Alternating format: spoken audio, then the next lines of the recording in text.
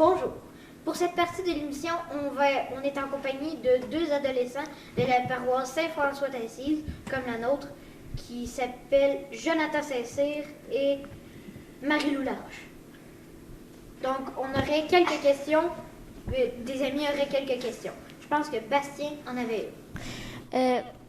Pour toi, Jonathan, c'est quoi le bonheur? Ben, pour moi, le bonheur, là, c'est quand tu te lèves le matin. Tu sais, genre, tu vas prendre une toast, tu vas te faire une toast. Ben, c'est super bon, la toast. Puis là, ben, ça donne le bonheur de manger ça. Après, quand tu vas aller à l'école, tu regardes tes amis, tu les aimes, tes amis. Puis, ben, tu sais, genre, tes amis, tu vas y parler avec, tu vas jouer avec. Après ça, pour moi, avec la musique, j'en joue souvent la musique. Comme exemple, je chante à la chorale, je joue en harmonie, je joue à la symphonie des jeunes de Drummondville. Ça, mais moi, ça m'apporte beaucoup de bonheur. Puis, ouais.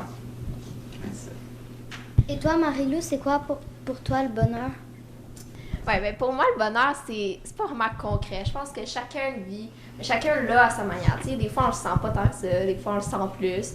On l'a pas tous autant intense, là. Mais, mettons, moi, j'ai beaucoup d'exemples concrets dans ma vie, comme avec mes amis. Tu sais, je vais niaiser, puis ben là, ça m'apporte beaucoup de bonheur. Ou quand on va jouer en gang, tu sais, jouer de la musique ensemble, là, on s'écoute, ça apporte beaucoup de bonheur. Ou, c'est ça, être en relation avec les autres. Marie-Lou, comment répands-tu ton bonheur? Je pense que c'est en étant joyeux soi-même. Hein. Tu sais, c'est comme quand que... C'est un exemple un peu niaiseux, mais c'est comme quand, mettons, une fille va pleurer. Mais là, toutes les autres filles vont se mettre à pleurer avec elle. Là. Mais je pense que le bonheur, c'est quand que nous, on ressent le bonheur et qu'on est joyeux aussi avec. Bien, tout le monde va le ressentir, le bonheur, puis tout le monde va le partager, ça va tout se multiplier.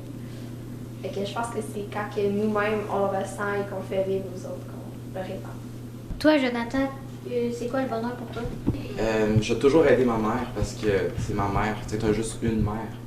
Avec ta mère, qu'est-ce que tu peux faire? C'est de l'aider à chaque jour, ça va y apporter du bonheur à elle et à toi en même temps.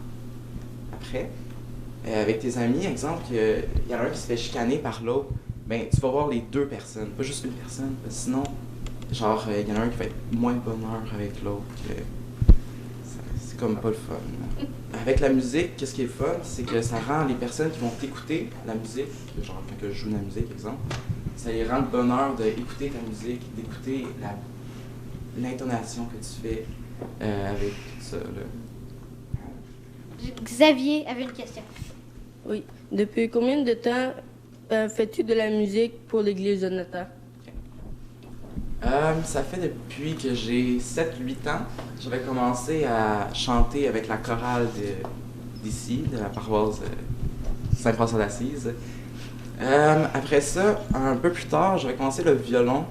Je pense que j'avais fait 1 an de violon avec la chorale. Un peu plus tard, quand j'ai commencé au secondaire, en secondaire 1, le hautbois, qui est un instrument que personne ne connaît, ben, ils m'ont décidé genre, de m'inviter à en jouer avec eux. Puis même si je faisais des fausses notes, même si je faisais des notes pas bonnes, ben, on va aimer ça pareil parce que ça apporte du bonheur à tout le monde. Marie-Lou, toi aussi, comment ça fait longtemps que tu joues de la musique pour l'église Saint-François d'Assise? J'ai commencé il y a quand même plusieurs années. Là. Au début, je faisais juste... Ben, je chantais, parce que j'aimais ça. Ben, j'ai toujours aimé chanter.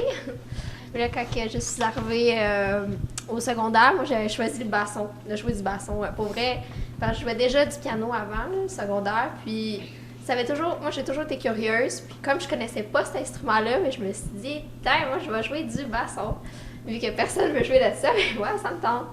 Puis là, ben, quand je suis arrivée avec ça, à Guy, quand je lui ai dit ça, ben, il savait pas trop au début. Ah, on va faire quoi avec ça? Puis là, finalement, ben, il était très ouvert. Puis là, il a décidé de composer des partitions, d'en écrire.